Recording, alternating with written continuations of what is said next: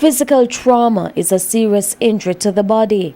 These types of trauma vary depending on the degree of the injuries. So persons can get a head injury, suffer from broken bones or abdominal trauma. Consultant pediatric surgeon Dr. Noel McLennan says during this summer holiday he saw at least one case per day. Sometimes more than one per day. So we are talking for the week 7 or thereabout, or for the month 30 children over a particular month, and this is at the Children's Hospital.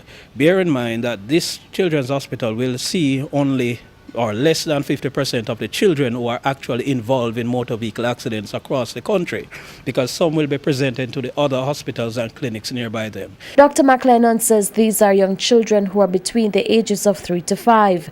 He says these children are not properly developed, and so it will take some time for them to heal from these injuries. Dr. McLennan says this can be debilitating for the child.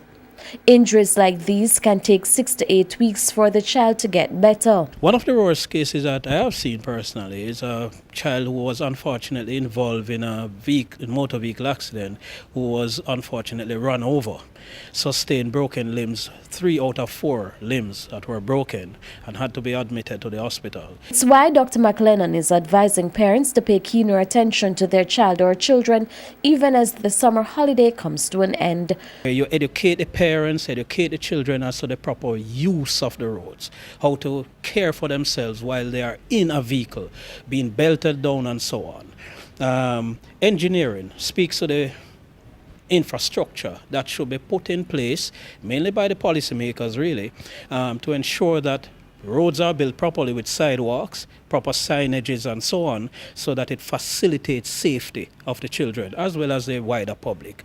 And of course, enforcement.